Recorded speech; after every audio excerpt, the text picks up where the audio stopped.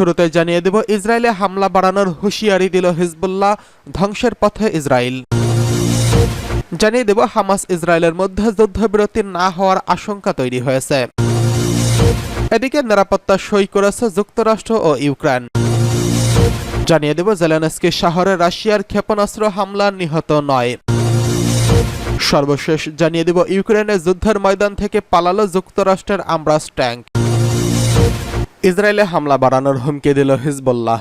লেবাননের সশস্ত্র গোষ্ঠী হিজবুল্লাহ ও ইসরায়েলের পাল্টাপাল্টি হামলায় উত্তেজনা বেড়েছে।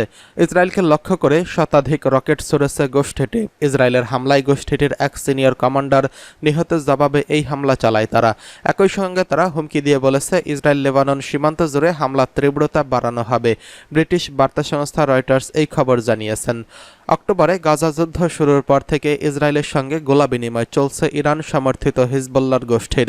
ধীরে ধীরে তাদের মধ্যকার শত্রুতা বৃদ্ধি পাচ্ছে, যা আরও বৃহত্তর সংঘাতের ঝুঁকি বাড়িয়ে দিচ্ছে। মঙ্গলবার শেষ রাতের দিকে লেবাননের দক্ষিণাঞ্চলীয় গ্রাম জুয়াইয়াতে ইসরায়েলি হামলায় হিজবুল্লাহর এক সিনিয়র কমান্ডার আবু তালেব আবদুল্লাহ ওরফে আবু তালেব সহ ৩ যোদ্ধা নিহত হয়েছেন। ইসরায়েল ও লেবাননের ৩টি গোয়েন্দা সূত্র বিষয়টি নিশ্চিত করেছেন। এদিকে হামাস ও ইসরায়েলের মধ্যে যুদ্ধবিরতি না হওয়ার আশঙ্কা। হামাস ও ইসরায়েলের মধ্যে যুদ্ধবিরতি হওয়া নিয়ে ফের শঙ্কা দেখা দিয়েছে। গতকাল জাতিসংঘের নিরাপত্তা পরিষদে যুক্তরাষ্ট্রের উত্থাপিত একটি যুদ্ধবিরতির প্রস্তাব পাশ হয়। এরপরই এই প্রস্তাবের জবাব দেয় হামাস। হামাসের জবাবটি পর্যালোচনা করে যুক্তরাষ্ট্রের পররাষ্ট্রমন্ত্রী অ্যান্টনি ব্লিংকেন জানিয়েছেন, হামাস যুদ্ধবিরতির প্রস্তাবে পাল্টা যেসব দাবি জানিয়েছে সেগুলোর জন্য কাজ করবে, অর্থাৎ মানা যাবে, কিন্তু কিছু শর্ত মানা যাবে না। আর ব্লিংকেনের এমন মন্তব্যের পর যুদ্ধবিরতি নিয়ে শঙ্কা তৈরি হয়েছে। গতকাল বুধবার কাতারের রাজধানী দোহায় যান অ্যান্টনি ব্লিংকেন। সেখানে তিনি দেশটির প্রধানমন্ত্রী শেখ মোহাম্মদ বিন আব্দুর রহমান বিন জসিম আল থানির সঙ্গে বৈঠক করেন। বৈঠক শেষে ব্লিংকেন জানান, হামাস যুদ্ধবিরতির প্রস্তাবে যে জবাব দিয়েছে এতে করে গাজায় যুদ্ধ অব্যাহত রাখবে ইসরায়েল। ব্লিংকেন বলেন, যুদ্ধবিরতির যে প্রস্তাব এখনো সামনে রয়েছে সেটিকে বেশ কিছু পরিবর্তন এনেছে হামাস। আমরা আমাদের মিশরের সহকর্মীদের সঙ্গে গতকাল রাতে এই কথা বলেছি। আজ বললাম প্রধানমন্ত্রীর সঙ্গে, হামাসের আনা পরিবর্তনের কিছু কাজ করবে, কিছু করবে না। চ্যানেল 13 কান সহ কয়েকটি হিব্রু ভাষার সংবাদ মাধ্যমের বরাতে ইসরায়েলি সংবাদ মাধ্যম টাইমস অফ ইসরায়েল জানিয়েছে, হামাস একটি বিষয়ের উপর জোর দিচ্ছে, সেটি হলো স্থায়ী যুদ্ধবিরতি। যে কোনো ধরনের অস্থায়ী যুদ্ধবিরতিতে পৌঁছানোর আগে তারা ইসরায়েলের কাছ থেকে স্থায়ী যুদ্ধবিরতির নিশ্চয়তা চায়। এছাড়া জিম্মিদের মুক্তির বিনিময়ে ইসরায়েলের কারাগারে যেসব ফিলিস্তিনি বন্দী রয়েছেন তাদের যাকে খুশি করার তাদের মুক্ত করার শর্ত দিয়েছে হামাস। এছাড়া যুদ্ধবিরতির প্রথম ধাপ থেকেই গাজার পুনর্গঠন কাজ শুরু করার দাবি জানিয়েছে সশস্ত্র এই গোষ্ঠীটি। এদিকে নিরাপত্তা চুক্তি সই করেছে যুক্তরাষ্ট্র ও ইউক্রেন। যুক্তরাষ্ট্র প্রেসিডেন্ট জো বাইডেন এবং ইউক্রেনের প্রেসিডেন্ট ভ্লাদিমির জেলেনস্কি ইতালিতে গ্রুপ অফ 7 শীর্ষ সম্মেলনে বৃহস্পতিবার প্রতিরক্ষা ও নিরাপত্তা চুক্তি স্বাক্ষর করবেন বলে বলা হয়েছে। হোয়াইট হাউসের জাতীয় নিরাপত্তার উপদেষ্টা জেক সলিভান বলেন, এই যুদ্ধবিরতি স্বাক্ষরের মাধ্যমে রাশিয়াকে যুক্তরাষ্ট্রের দৃঢ় অবস্থানের কথা জানিয়ে দেওয়া হবে। সলিভান বলেন, ভ্লাদিমির পুতিন যদি মনে করেন যে ইউক্রেনের সমর্থক জোটকে তিনি পাশ কাটিয়ে যেতে পারবেন, তাহলে তিনি ভুল ভাবছেন। তিনি আরও বলেন, যে চুক্তিটি আরও 15 দেশ স্বাক্ষর করেছে, তবে তাতে রাশিয়ার আক্রমণের বিরুদ্ধে ইউক্রেনের প্রতিরক্ষার ব্যাপারে সরাসরি সেখান থেকে যুক্তরাষ্ট্রের সৈন্য পাঠানোর কোনো প্রতিশ্রুতি থাকছে না। হোয়াইট হাউসের জাতীয় নিরাপত্তার উপদেষ্টা জন কির্বি মঙ্গলবার সংবাদদাতাদের বলেন, আমরা রাশিয়ার এই যুদ্ধকে যুদ্ধের যন্ত্রের ব্যয় বাড়ানো অব্যাহত রাখব।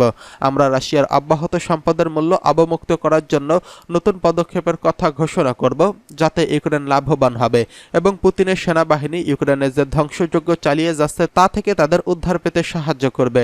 জি7 এই শীর্ষ বৈঠকে আরও কিছু চ্যালেঞ্জের কথা তুলে ধরার পরিকল্পনা করেছেন, যেগুলোর মধ্যে রয়েছে মধ্যপ্রাচ্যের যুদ্ধ, চীনের সঙ্গে বাণিজ্যের ভারসাম্যহীনতা, কৃত্রিম বুদ্ধিমত্তা ও অভিবাসন।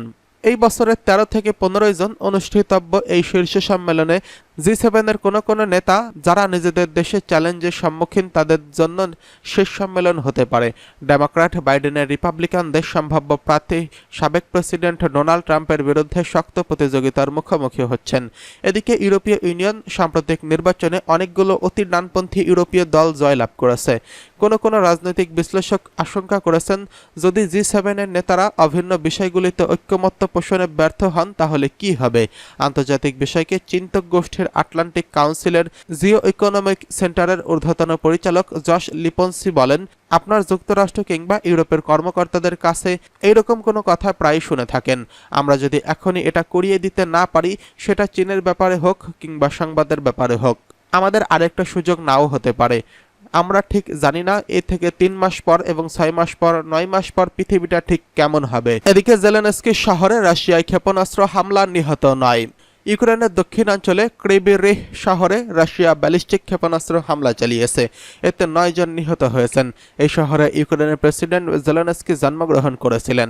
এই হামলায় 5 শিশুসহ আরও 29 জন আহত হয়েছেন বলে জানিয়েছেন দেশটির স্বরাষ্ট্রমন্ত্রী। একটি আবাসিক ভবনে এই হামলার ঘটনা ঘটে বলে জানিয়েছে ব্রিটিশ গণমাধ্যম রয়টার্স।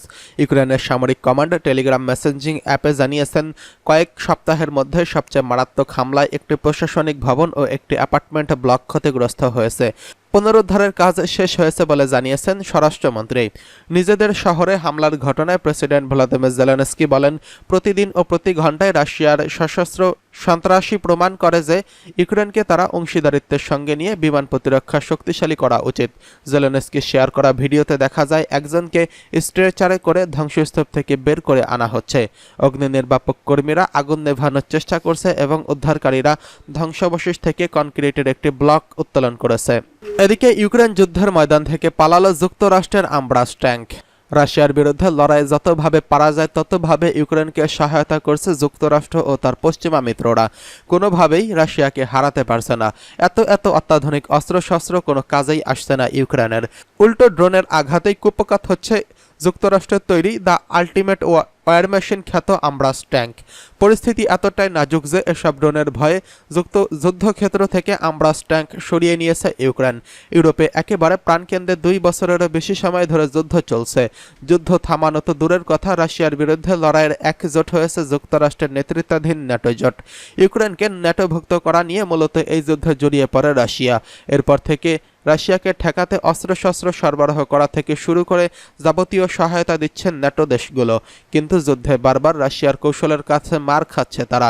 2 জন মার্কিন সামরিক কর্মকর্তার বরাতে গেল এপ্রিলে এক প্রতিবেদন প্রকাশ করে বার্তা সংস্থা এএফপি।